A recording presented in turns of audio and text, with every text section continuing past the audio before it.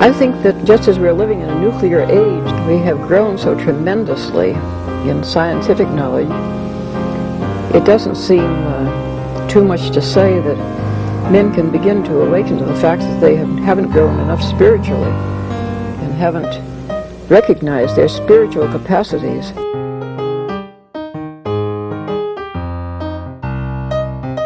Once something like eating is death, then you've struck at the very heart of life. The enemy of the older radical theories may have been the ruling class, but today the stakes of whether we will reform ourselves into a new kind of human being, a new kind of society, whether we will find selves worth being, the stakes of it are simply life itself.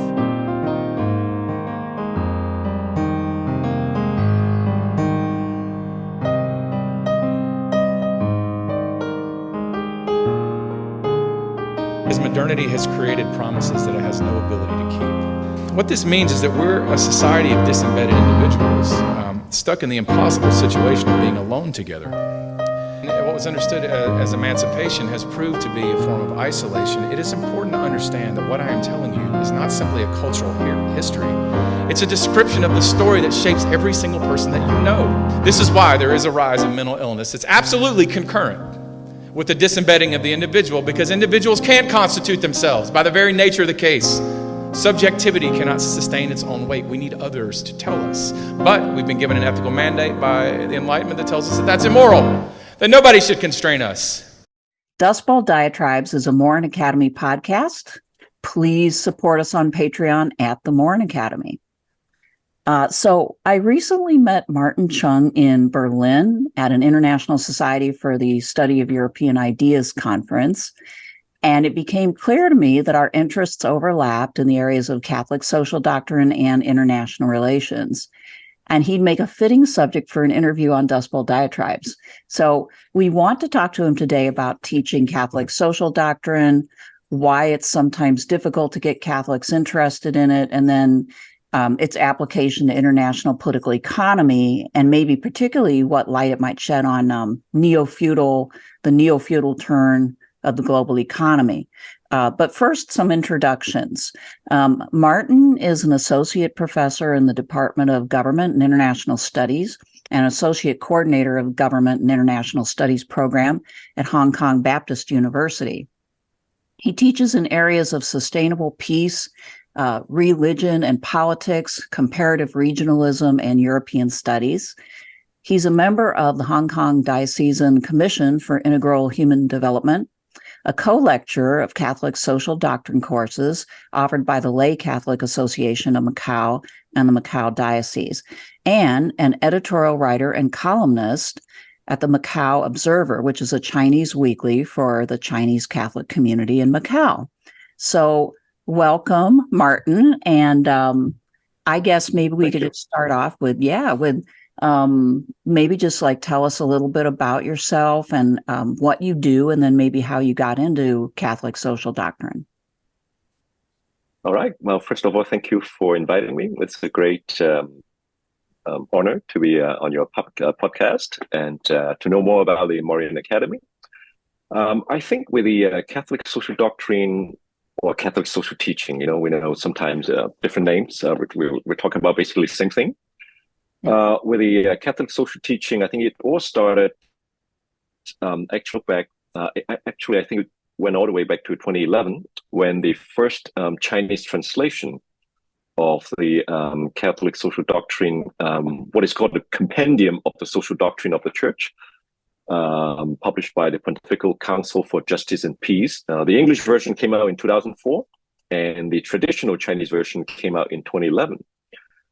And since then, I noticed that in our local weekly newspaper that you just mentioned, the Macau Observer, which unfortunately has stopped, about a year ago. Since 2011, the term social teaching, 社會訓導, as we call it in Cantonese, began appearing more frequently in this weekly newspaper, in different editorials that we wrote. It became actually a sort of refrain for us, after the editorial expressing, our views on a certain social issue. then we would just put it there, this Catholics often says this, as some kind of support for our position. And also externally, when I look back, I think in the early 2010s, it's also the time that we saw the push for what is called the national education here in local schools in Hong Kong, which prompted cross-sectional kind of demonstrations as response against what was perceived as brainwashing. Whether it's brainwashing or whether brainwashing would actually work, is another debate. But what happened was also during this time, during this wider societal debate, Catholic schools and Catholic concern with Catholic education also discussed very intensely. So what do we have? Do we just teach our kids, what the state or what the government wants us to teach? What do we have beyond, teaching skills and personal morals? I think the Catholic social doctrine in the Chinese version became a timely answer to these sort of questions. So lately, constitutional debates surrounding what qualifies as genuine universal suffrage that animated the Occupy Central with Love and Peace movement, which got quite widely covered in international media in 2014. All these constitutional debates provided further occasions for intra-Catholic discussion on the relationship between faith and politics. And then in 2014, 2015, the occasion came that as a junior academic in government and international studies, as you just mentioned, at a Christian university, I was invited to go teach a CSD course for lay people organized by the Catholic Lay Association of Macau, my birthplace. So I just said yes, without actually knowing much about Catholic social doctrine back then. I guess I had some kind of on-the-job training. Wow. Okay. That's a lot, I back up a bit, and because it's an American audience for the most part, although we want to have more people from around the world, but I think that there are probably going to be folks that just want to know the political context that you're in just a bit. Like, why is it that there were questions, regarding what could and could not be taught, for instance? Could you just kind of explain to folks why those questions become important in your context? To put it, simply, I think the main divide or the main political issue for the past 2 decades or so around this area where I work and where I live, it's really about the question of democratization, how it should go further, and how to make it go further, and how to deal with setbacks as we recently experienced. And the church, not only Catholic Church, but also Protestant churches are caught in this kind of political constitutional debates. And that's why issues about faith and politics, issues about how the Christian faith, the Catholic variant in particular, may have a role to play in this process. We are minorities. There's no majority Christian church here. We both, Protestant, Catholic, and also other religions included. We are all minorities, and in that sense, I think all of us struggle to how to think about, as a minority faith community, what are our impacts in all this, or are we just quiet onlookers to developments and changes that some of which we find problematic. So I think that somehow looking back, that appearance, that publication of the Chinese translation of the compendium of the social doctrine of the church became almost like a kind of timely resource. Actually, I think local Catholics call it a kind of treasure of the church that all of a sudden rediscovered. Of course, it has been there for over a century, but as a compilation, as a systematic presentation, in the form of the compendium, appeared just around 20 years ago in English. I hope that gives a bit of background of, where we were. Yeah, it does. Yeah.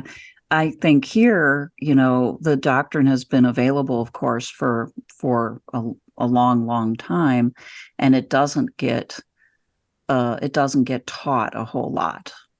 And a part of what I think is interesting about your story is that because it's relatively newly accessible there, and because of the various conditions at play there, there was more interest, it sounds like, in learning this, discussing it, and, applying it.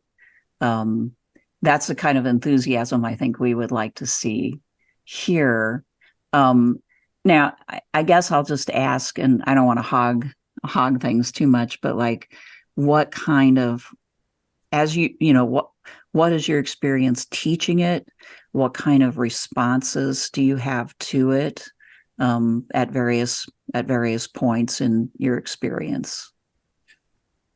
So we started offering it as a totally lay kind of initiative. So there were not that many priests and religious involved. That's how we got started, especially driven forward by former Catholic legislator in my hometown in Macau, who was also a school teacher. So educator, politician, Catholic, driving this forward. I didn't initiate it. I just responded to the call, basically. Right. They asked me, this is the team, and would you be interested, especially to help with the international dimension, because there are certain chapters in the compendium of CSD that address directly international affairs, especially the chapter on international community and on the promotion of peace. So I just said yes, and joining the team. The very first thing that we struggled was, how do we teach it? It's not just about trying to get interest. I think we had quite a number of enrollments and applications. So I think people were also excited at that time about, there's something new. Let's try to see what it is. Later on, the course itself became more of oriented towards teachers, school teachers who might not even share the faith or Catholic values because they themselves are not Catholics or Christians. Nevertheless, they teach at a Catholic school setting. So the school administrators, the diocese itself would like, them to know more about what, Catholics stand for on certain issues. So it changed a little in terms of orientation, but in the beginning, it's a totally lay initiative. And there was quite a bit of interest in there. But our main question was really pedagogical. How to teach it is a lot. If we go to the English version is available on, many translations are available, including the traditional Chinese version on Vatican's website. It's, hundreds of pages. And so one thing we started experimenting at that time was why don't we devise a kind of mental picture so our students might better remember or might better organize the different parts of the CSD, in order to make it become more kind of effective kind of philosophy. That's why we devised this, what we call the one cross, three societies framework. One cross to signify the key relationships. We think, the whole Catholic doctrine is really focusing on these key relationships in whichever societal level we are talking about, from local, national to international. So the three relationships, the main relationships, we try to characterize it with a cross, the symbol of the cross. The vertical axis symbolizing, God and ourselves, our faith, or God's love for us. And the horizontal axis would be representing our responsibility towards our neighbor on the one hand, and creation on the other. So we want this cross to really become the center of whatever church action that we might be proposing at the end collectively. It has to come from our faith, as a faith community, and from this respect for human dignity towards the neighbor. And I think part of the what has been neglected for a long time is also this responsibility towards creation, the environment, climate, and so on. And for that, we try to frame it as, what is our good news that we can preach to all creation. So within that framework, the three societies would refer to the church, because in Chinese or in Cantonese, the church is basically translated as a kind of religious community or religious society or a society for teaching. And the two other levels of societies would be, as I mentioned, local, national in one circle, and the international community would be the last circle. There is overlapping circles of societies in which the cross of the main relationships should manifest itself. So faith should go beyond, personal salvation and, private morals, that kind of framing. We don't quite know whether it worked, but, we looking at, students' responses seems that it's okay. We got also further interest in continuing with the course. As I said, we even one time we deliver a course on, or several lectures on the Catholic social doctrine to a group of priests. So I think the appreciation is there, and we are going to continue this and next year. Again, I think this time it's going to target school teachers. Wow. Okay. Yeah, you guys are doing a lot. Those 3 levels are interesting. So again, for the sake of our listeners, what would Catholic action look like? Just maybe give a couple of examples at that local and church level, at the individual and church level, and then maybe at the national level and at the international level. Could you just kind of give some examples of what kind of action? Laurie, Laurie, you hit it exactly right at the weak point of our course.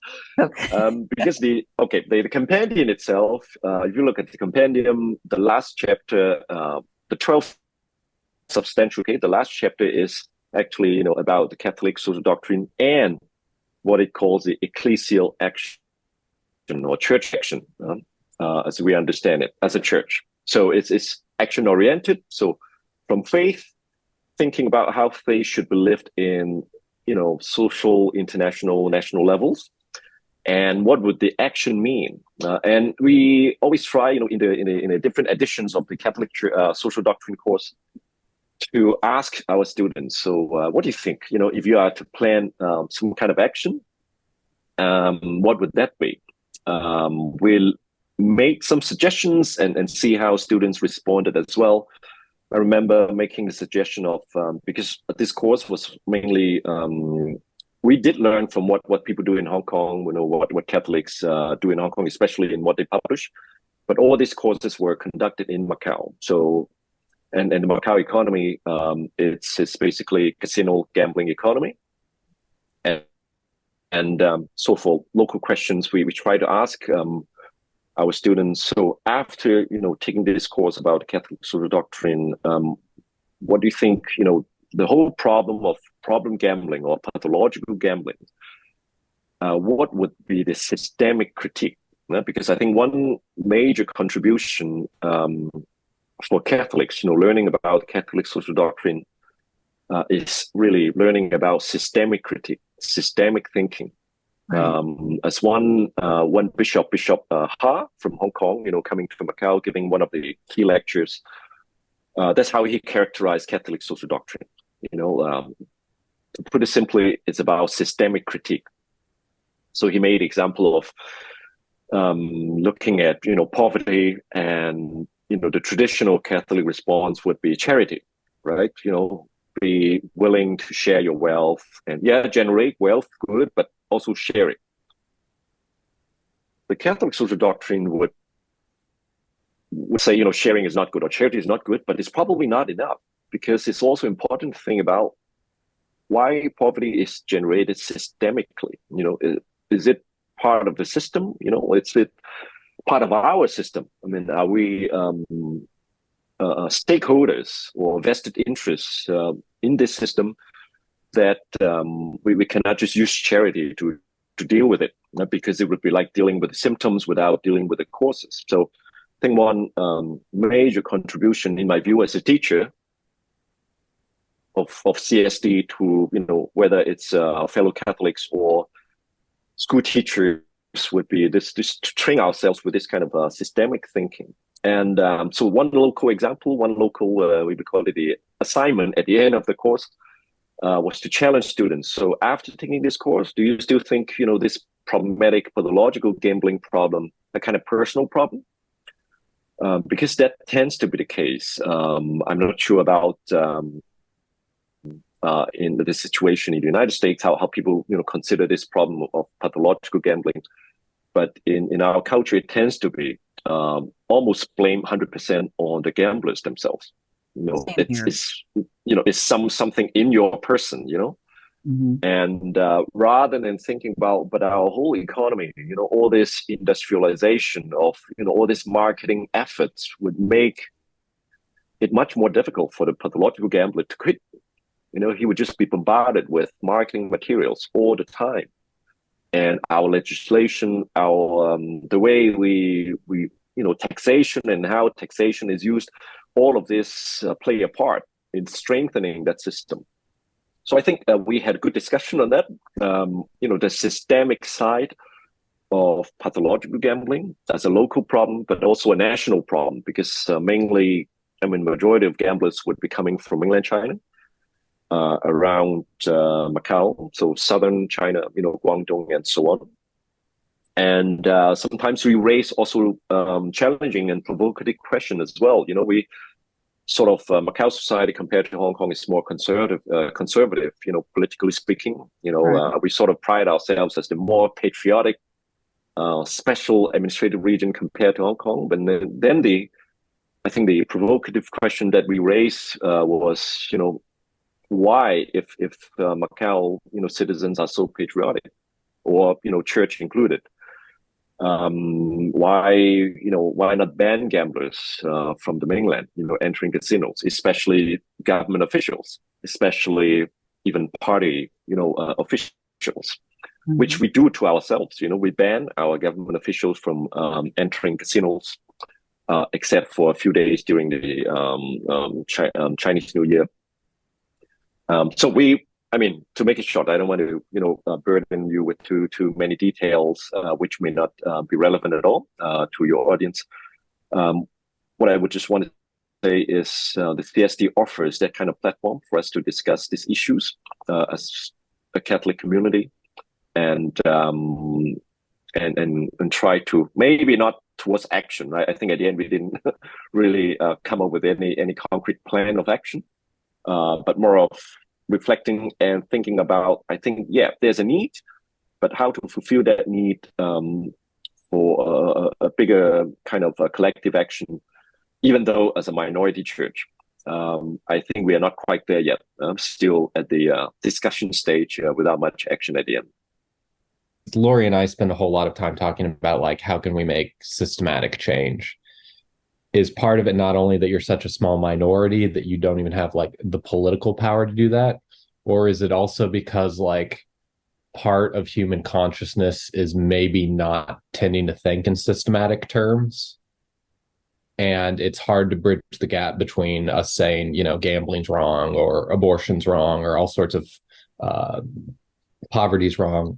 It's easy to say that, and it's a little bit easier to say, hey, our parish could organize this relief in some way, but to say no, the problem is at every level of society, and we need some basically theory of revolution, for lack of a better term, to change the systems that we have now to how they should be.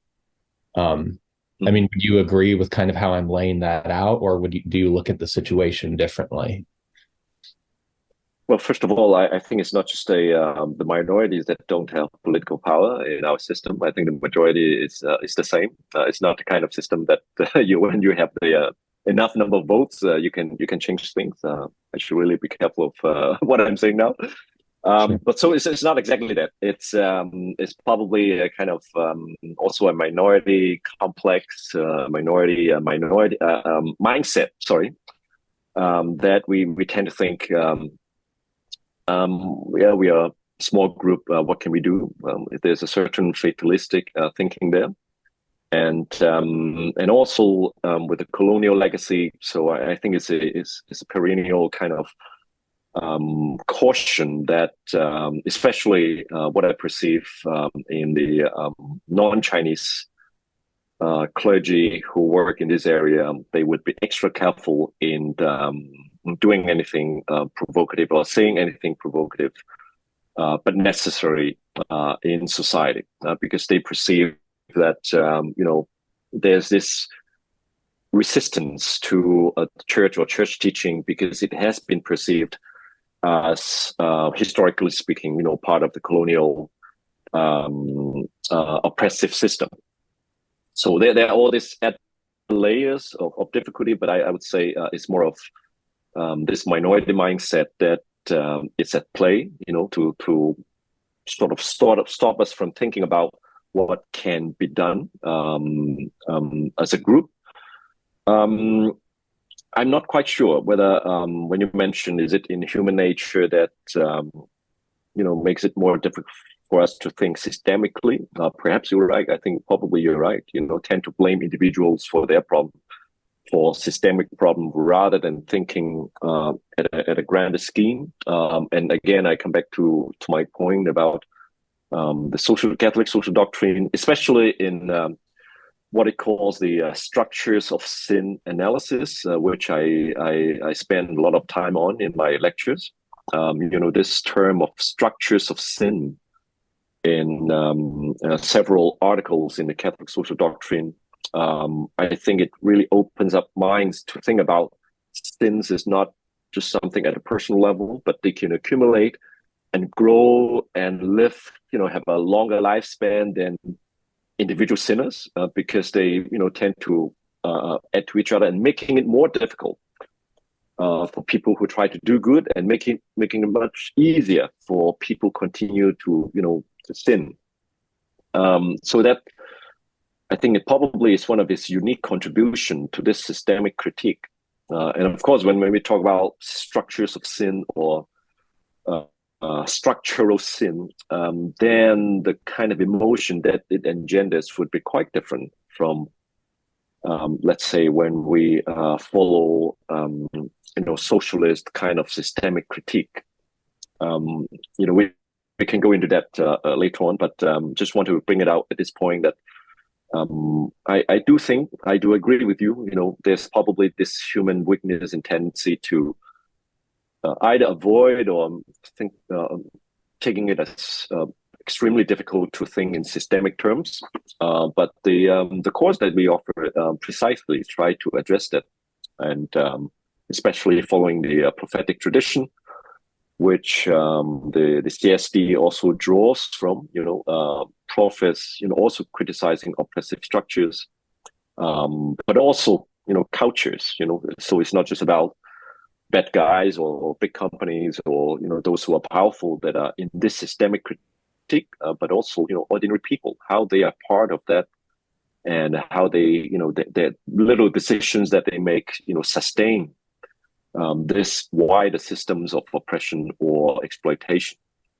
I think that's one difference that we continue, try to draw, and draw out in order to highlight what could be presented as the unique contribution of the Catholic social doctrine.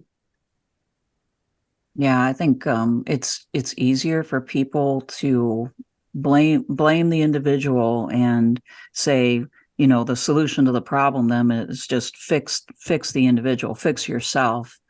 And that it, as you're indicating, it's more difficult to even think systemically as well as just to get the kind of action. Another thing that we talk a lot about is, where should that, if Catholics or people more generally who were concerned about these issues wanted to bring about collective action, where would the impetus come from? Would it, and my position, I guess, has been fairly consistently, I would love to see the church be more of a force of organization. It's the Catholic social doctrine is very good at kind of, as you've been saying, like teaching the larger picture and the systemic reasons why we have, for instance, the gambling addicts or various other social pathologies. And then, as Spencer was indicating, if they go into collective action, it's typically in the sort of charitable mode. I think you mentioned that too, right? That you maybe we have a clinic, we set up a clinic, to help people with this problem, or offer them counseling. Counseling.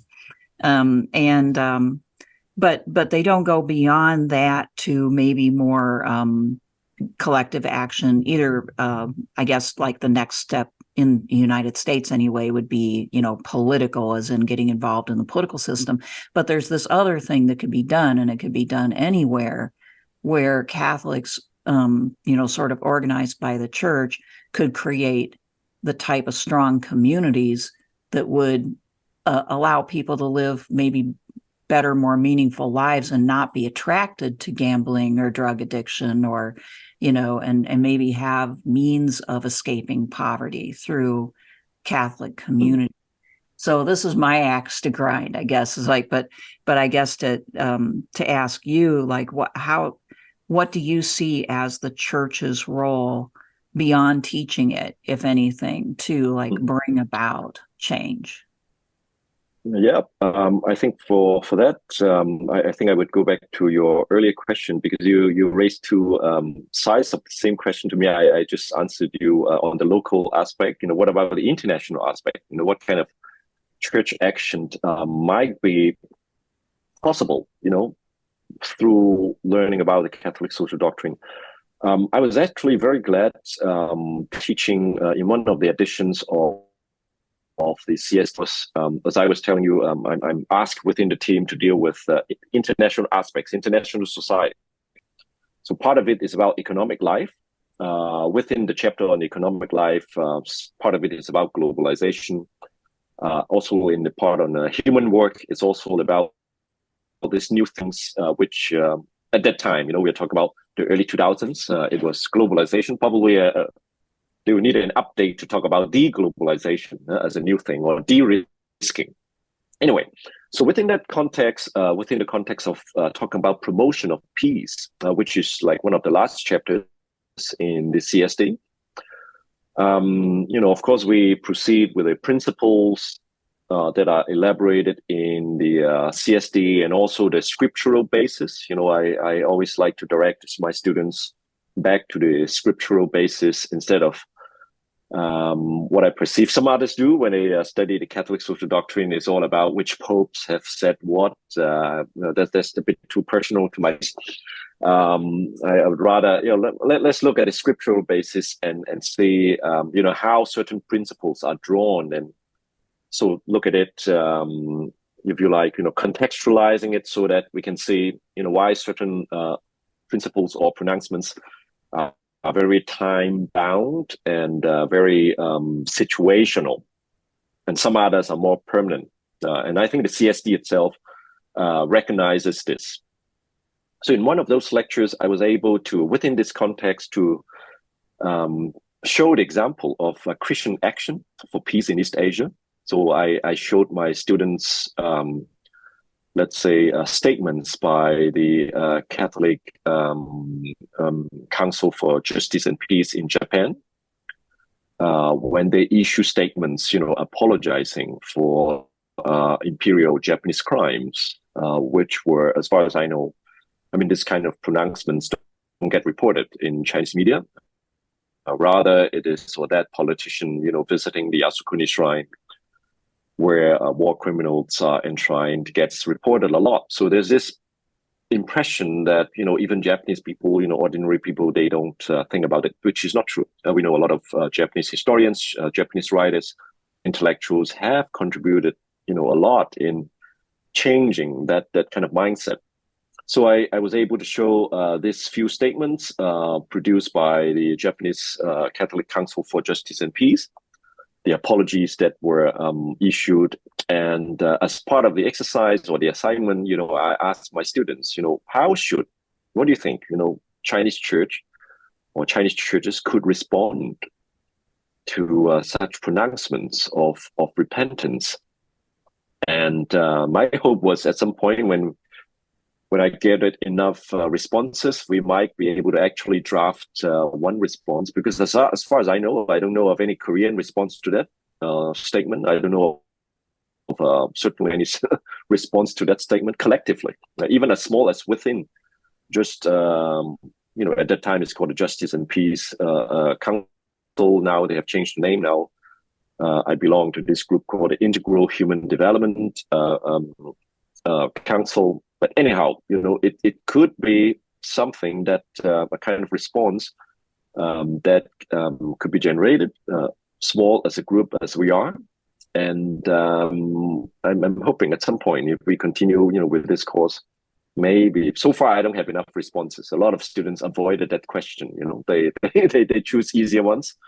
For example, such as dealing with problem gambling, offering counseling centers, things like that, rather than thinking maybe the church could, or the Chinese church could say things and discuss things that are more difficult for the national community as a whole. When politicians or political leaders could not conduct certain dialogues, I think the church could take more political risk in towards that direction. At least that's what, in my view, what happened in Europe. How church leaders went ahead of politicians in achieving peace by entering into this kind of difficult dialogues between the Polish and the German churches, for example. But it's a long shot. I don't know when or if ever we would be able to do something like that.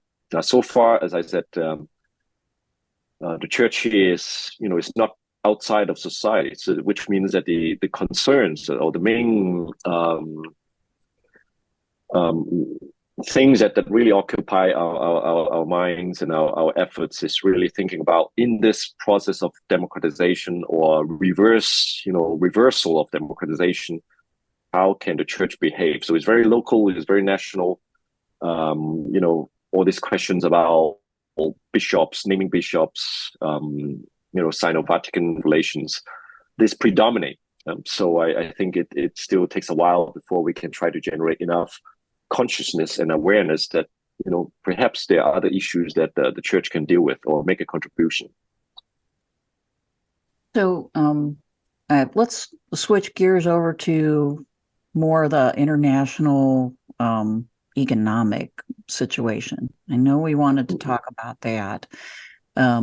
Your field, or at least one of your fields, is international political economy, which I find really interesting. And so, and you mentioned, we do have a globalized economy. There are certain elements across the globe that are trying to pull back from that, and so on and so forth.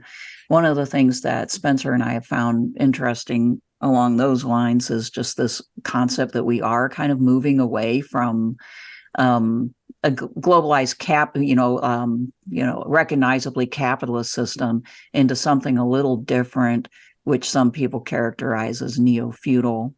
And so I guess we wanted to get your take on whether that was anything like a plausible reading of changes in the economy, and then what Catholic social teaching might have to say about just the global economic situation, however we characterize it.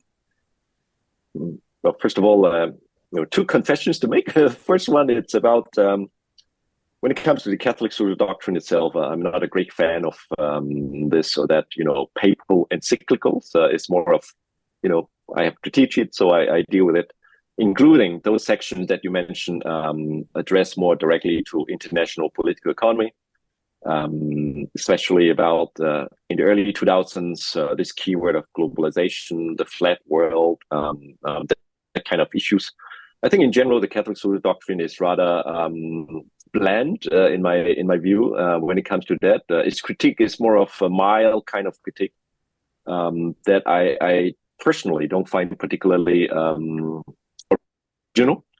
So typically, the position is like, globalization is not in itself not a good or a bad thing. Global, including global capitalism, depends on how it is used. And then what comes after is the typical reminder about protection of workers' rights, perhaps a little bit on what is just wage. What are the criteria on the just wage for supporting family, giving people real hope of owning property, that kind of thing. Maybe a little on how in the globalized economy, worker protection should also be standardized and globally protected. That sort of critique. So I think it's okay. I cannot disagree with that. I also, as a teacher of Catholic social doctrine, I also honestly do not find it particularly mind-opening or original. As Laurie would know, academics, we were always trying to find things that are probably a little bit more original or provocative, so that our students don't fall asleep in class, right? So in that sense, when it comes to this issue, international political economy, or critique on global capitalism, I'm not particularly impressed by what the Catholic social doctrine has to offer. Rather, in fact, actually, as I responded to you in our early emails, I would say probably, you can draw quite different take on what is called, as the article you shared with me, call this phenomenon of neo-feudal capitalism. I think it's probably quite possible with the Catholic social doctrine to draw, on the one hand, something that goes against that way of framing the problem. As my personal reading of the Catholic social doctrine is rather, there's a certain conservative instinct in the doctrine as a whole. All this talk about protecting or defending private property, defending self-initiative, entrepreneurship, enterprise, or counseling the poor to be more patient, at least in the earlier encyclicals, or telling the rich to be more generous and charitable. I think all of this in general, you can fit it actually quite neatly into any conservative electoral platform or agenda, right? So I think on that note, probably, taking from those hints, the CSD's viewpoint on this talk about new feudal capitalism would probably find it too radical or too over-encompassing. This attempt to, it's not that the problems identified are not real. They are real. All these instances of oppression and injustice, I think the CSD would easily agree with this analysis, but probably not so much on pinning all this under one single concept, new feudalism, and as if just overturning that system, this other reality, all real problems would be gone. Probably the CSD would find it too much of a kind of wishful thinking, and overburdening the concept.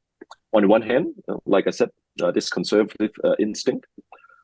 On the other, however, since I also emphasize a lot on what is called the prophetic tradition,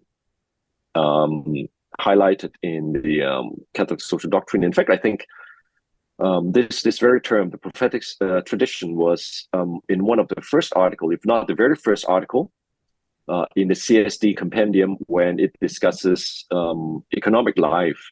So I think that the framers of the compendium really find, when it comes to these issues of social justice, the prophetic tradition needs to be highlighted more than the others. And then I think they're right. And when it comes to prophetic tradition, and also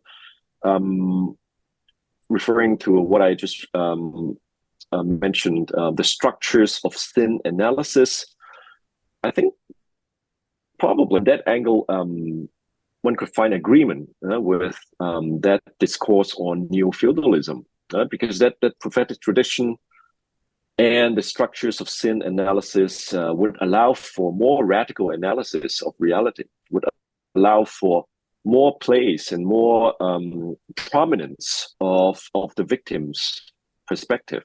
What is called the dark prophecy of the victim's suffering in Johann Baptist Metz's Memoria Passionis. So I think that what as a teacher of CSD, I find in the CSD you can draw different things out.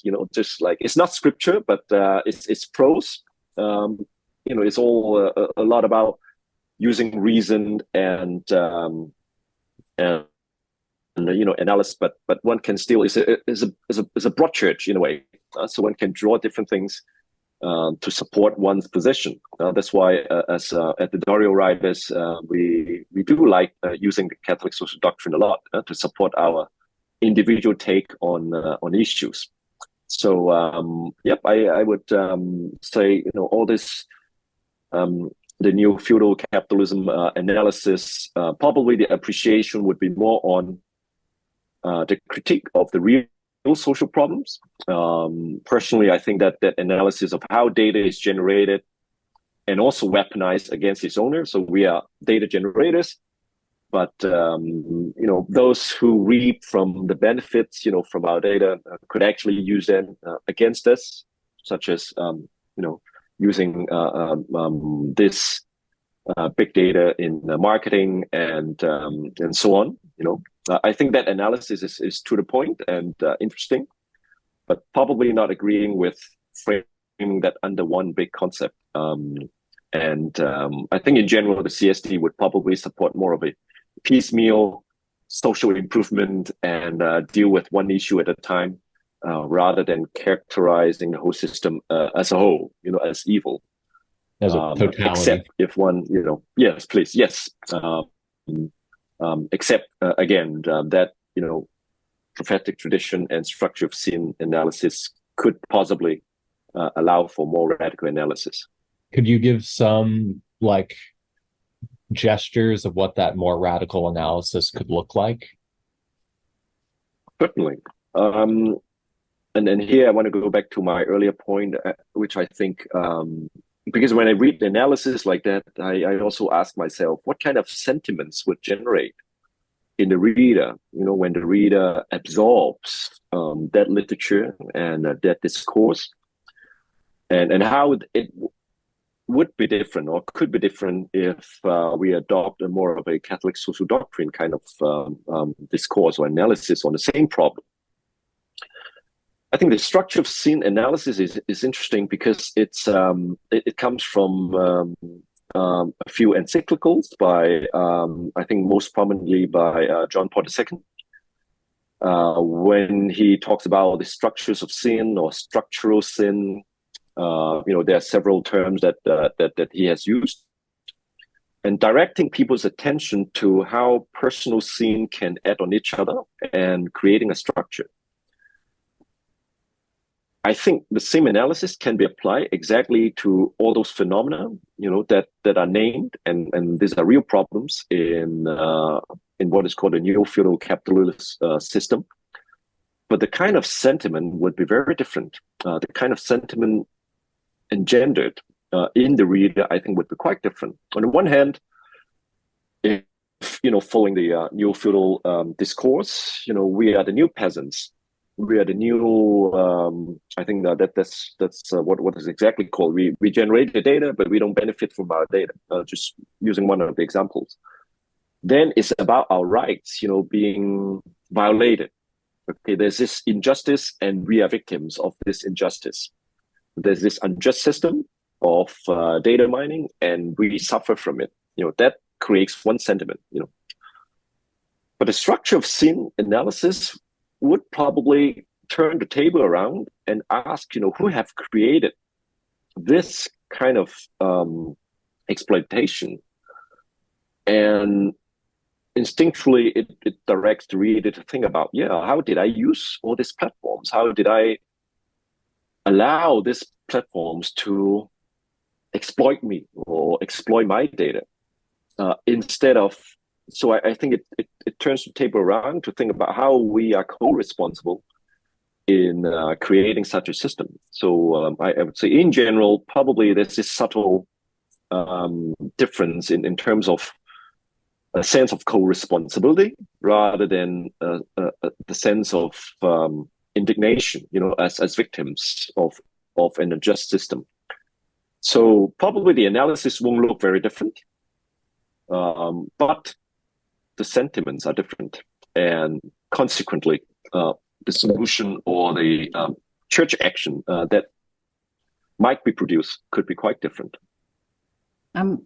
One thing that you said that really struck me as true now that I've heard you say it is that the at the lower levels you do have, like, CSD is promoting a sort of systemic view, but at the international level it's quite conservative and kind of retreats into kind of liberal thinking, right? Right.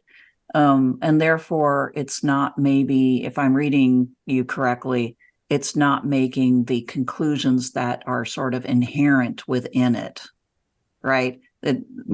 More radical conclusions are inherent within it than what the church itself has actually pronounced. Definitely, yeah. Okay, right. And you mentioned the prophetic tradition as kind of like embedded within the social doctrine as maybe the source of that more radical extension that could take place. And I can't argue with that. I guess I'd like to hear a little bit more about how you characterize that prophetic tradition. What's the content of that, and how would that be done? One of the key passages that, when mentioning the prophetic tradition within the Catholic social doctrine, in support of some of his positions on issues about economic life, for example, is in that section in the book of Isaiah. I think it's chapter 58, where the prophet was trying to say, projecting, you have all this worship, all these acts of piety, but at the same time, injustice, at the same time, iniquity. And the clear message of all this worship mean nothing, if there's injustice, if there's iniquity in society. And I think that elevation of justice more important than, it's not saying worship is not good or not important, but social justice comes before worship. And I think that in a way it's highlighted in the CSD, but to my assessment, not enough. It's there. One can draw on it. One can expand on it as a teacher of CSD. But on the whole, a lot more other passage about this conservative liberal position on property would probably dilute, this kind of radical thinking. And consequently, when it comes to thinking about church action, it would be something much milder, would be something probably in the eyes of those criticizing the new feudal capitalism system would find too ineffective, too bland, too lukewarm. So I think, having said that, there's this prophetic tradition, structural sin analysis is there, but it's the role of whoever is making use of the Catholic social doctrine to draw that out and emphasize it much more than as it is, in the text. But I think it's as a teacher, I think it's okay because it's not really scripture. This Catholic social doctrine, I keep telling my students, whether they are fellow Catholics or school teachers, which means it's up to us to draw what is useful, and itself, the compendium itself, also is a form of editing out and emphasizing a lot of the earlier positions. Anti-socialist positions have been edited out because with the advent of social democracy and a lot have changed since the very first encyclical came out in the late 19th century. So I think it's perfectly okay, as present-day Catholic, to also look at this text with a certain distance and thinking about when it comes to dealing with some of these real issues, whether certain sections of the CSD needs to be emphasized more than the others. I was going to try and transition to talking about the environment, but if you still have more to say about this, or no, that's kind of where I was going. So go for it. Okay. Yeah, I mean, so how would you characterize CST's position on how we should take care of the environment? And I assume that the sort of conservative versus the more prophetic perspectives apply to this too, but do they? Well, first of all, as I said, I teach in a team setting, so I have some other teammates who deal with this section. But from my assessment, coming back to our earlier framing of the whole course, this one cross, three societies, and within the cross itself, creation is part of the horizontal axis. I think the CSD, whether it's in its 2004, compendium form, or much more, latterly with the addition of the new encyclicals, specifically, dealing with climate change and such issues. So it's very clear, gearing towards highlighting environmental issues much more. And I welcome that. It's just that somehow I wasn't asked to teach that part, so I wouldn't know too much about that. But it relates also to part of what I teach about globalization. Just as the CSD is taking a very pragmatic view about globalization, so in itself is not neither good nor bad, depending on how it is used.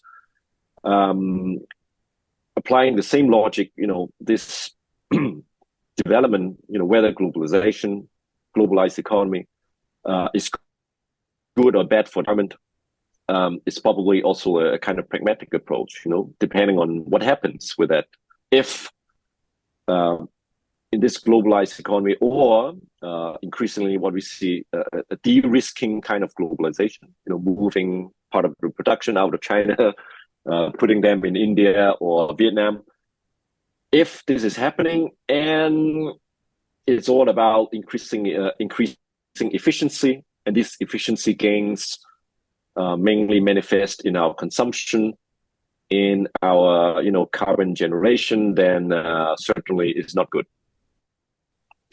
But if this globalization, increased communication, develops also an increased awareness on a global level, global networks of environmentalism, then it's good, it's something good. So probably the analysis would go something like this. I would just say that, today, my two girls, my children, know much more about and concerned. They are concerned much more about climate issues than we ever were at their age. And I think it's because they've seen what people, elsewhere in Europe, in the United States, have sacrificed, for the environment, and they are also moved by the same spirit. So I think this is a good thing, and this is probably a universal parents' experience. Yeah, sort of like bouncing off of that. One of the big issues for the Morin Academy and for the John Paul II Catholic Worker Farm that Spencer and Emily run is, this issue of promoting local food production, or more local and regional food production, rather than treating food just as a commodity that's often a internationally like bargained economy commodity, for a lot of reasons. Obviously, like community building, it's better for the environment because things don't have to be shipped. It's healthier because food isn't as processed. All of those things, right? You walk into a grocery store and you see, and I'm sure it's the same there, everything is encased in plastic. It's, like 90% of its monetary value is in the packaging, right? It's oftentimes poor nutritionally. It doesn't benefit your neighbors. You don't know where it came from. And it does seem like the spirit, anyway, of Catholic social teaching, and, we're into like the Catholic worker movement, certainly the teaching of Peter Morn and Dorothy Day was, try to do as much as you can. The principle of subsidiarity applies too. Do as much as you can for Yes. at the local level, including farming and food production. And you look at that grocery store and you see the exact opposite. And when it comes to most not just Christian responses to poverty and like food deserts or food insecurity, it's usually to extract from this globalized, highly commercialized food system that we have the leftovers, right? So you go to the grocery store and you say, hey, what can you provide? And they give you all the stuff that's going to expire in 3 days, right? And that's what the poor people in your area are given, right? And so the whole like charitable system revolves around the surplus of the global capitalist system has given certain parts of this world, right? The excess and surplus of unhealthy, highly commercialized food. So, I mean, this is may I jump in a little? Yeah. At this point, there's one part when I read that piece you sent me about neo feudal capitalism. There's one part I really feel I would like to learn more from you, because I basically grew up an urban guy through and through. I grew up in cities, and I work in cities, and live in cities. And so when that article touched on the urban rural divide, and I remember the book that you're writing, I really, if I may raise a question about that part when it mentioned I think it's called hinterlandization. Talking about especially the situation in the U.S. How I really find that part I can't relate and really understand, because it's not something I have experienced as a city guy or through and through. How did really that new feudal capitalism is affecting rural areas? If you can enlighten me a little, that would be very helpful. Yeah, I think I'll toss that to Spencer after saying one thing, which is that we have hinterlands in the United States. At least there's 2 different kinds. One is the inner city, in which there are just masses of people, whether they're homeless or they're barely, very poorly housed. They're living off of very little. If they have employment, it's sporadic, or it's part-time, very low pay, and their food is coming from the cheapest sources. Many of them live in what we call food deserts, but it just means that nowhere food is there. Deserts. Yeah, there's not even like a decent grocery store anywhere near them, let alone local healthy food. So we've got that hinterland and that massive surplus labor that basically can be exploited for, occasional labor, very low wage labor. And then you've got in this country, there is a huge rural urban divide. A lot of our rural areas have been decimated by globalized agriculture.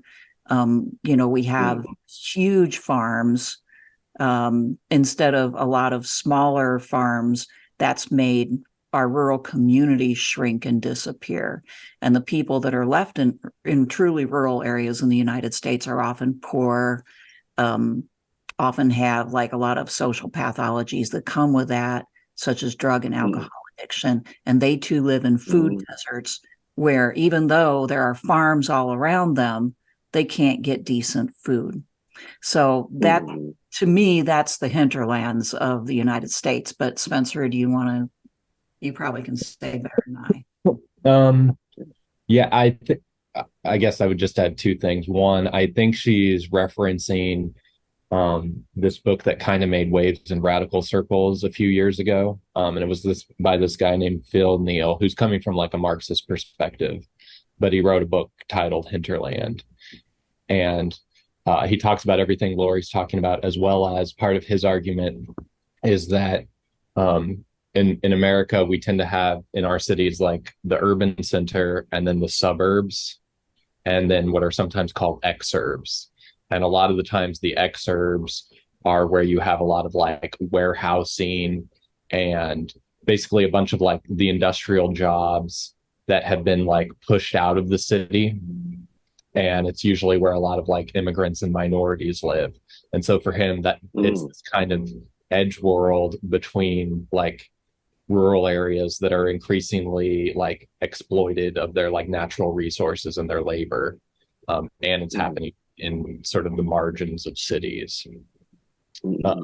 At least that's what he's laying out. And where he's going with it and Jody Dean's going with it is it's an example in their like Marxist and albeit like twisted take on things that's like too negative.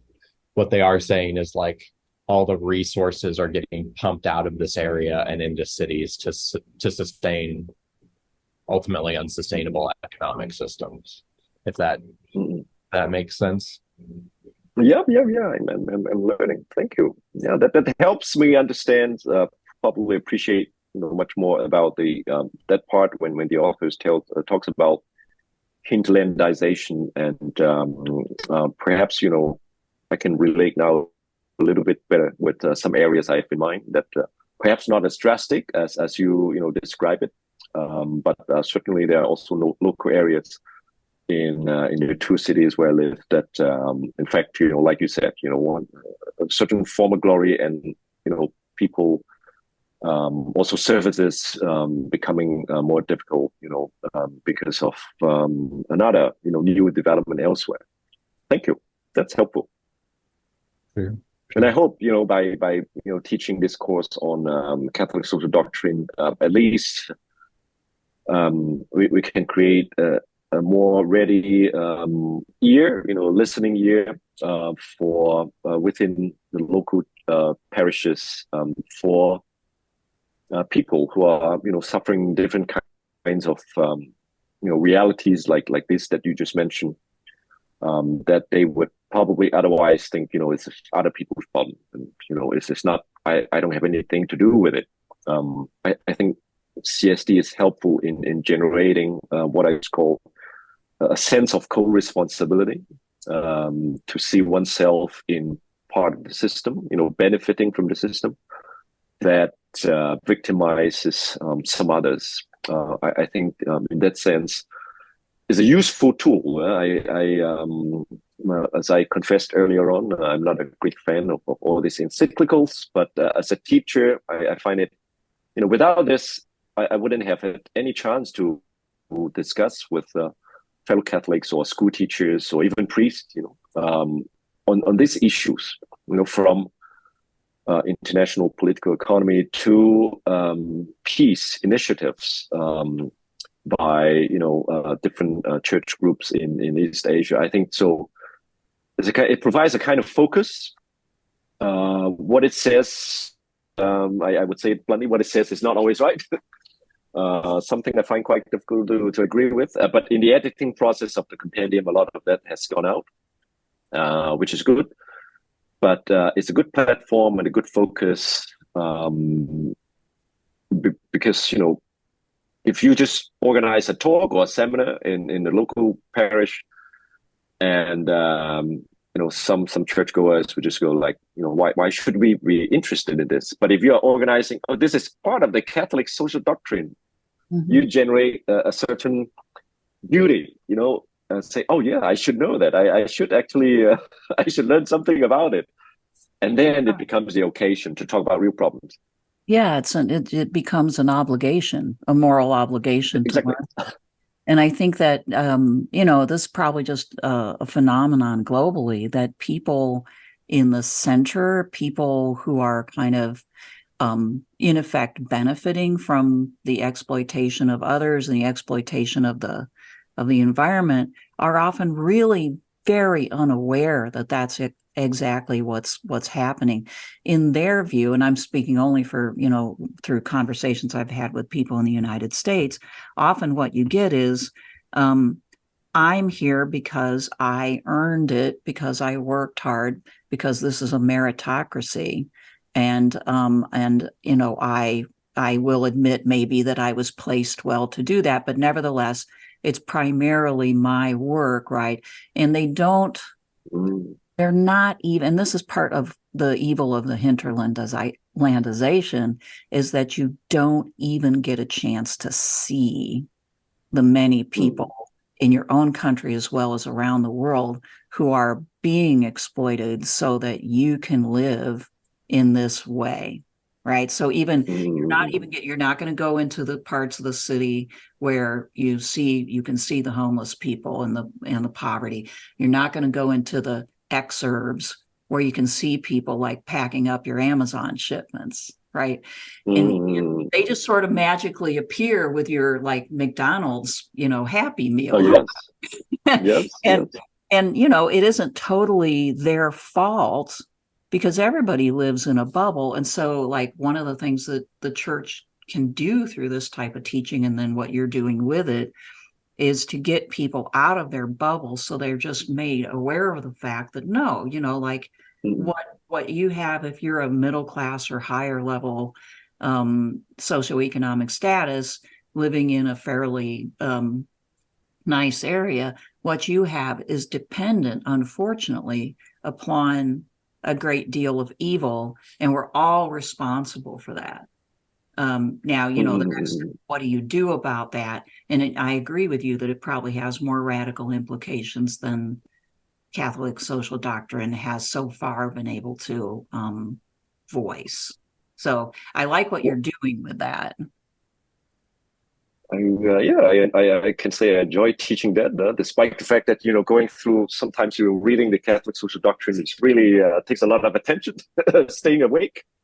It's not exactly the kind of exciting, enjoyable reading, but it's good material for discussing difficult issues. And in fact, one of the, as I was listening to you, Laurie, I remember one of the more pleasant moments teaching this course was about the question of, how to apply the principle of solidarity.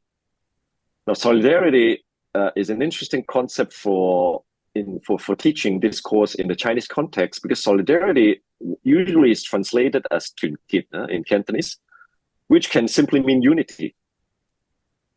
And it's usually used in the sense of we should stay united against a foreign enemy, that kind of meaning.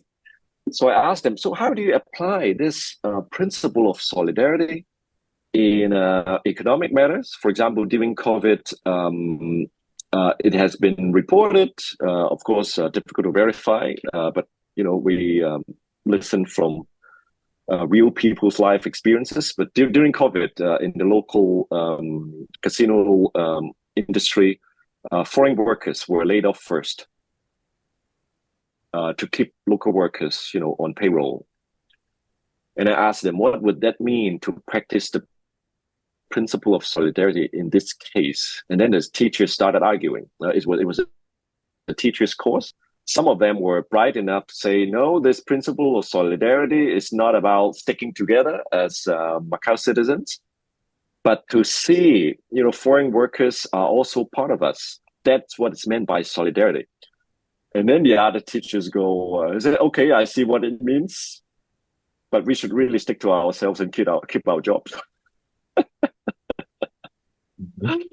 And the others like nodding their heads. I think that at that point, that's the best what we could try. Raise it, as something that raise the Catholic social doctrine, some of the principles, as something that even people don't share the faith would understand, and see how provocative it is, how it could change behavior. But whether people would actually change behavior is something else. But at least be aware that, this is what being part of the church, including Catholic schools, mean, rather than simply as a place to give skills and some private morals, and that's all.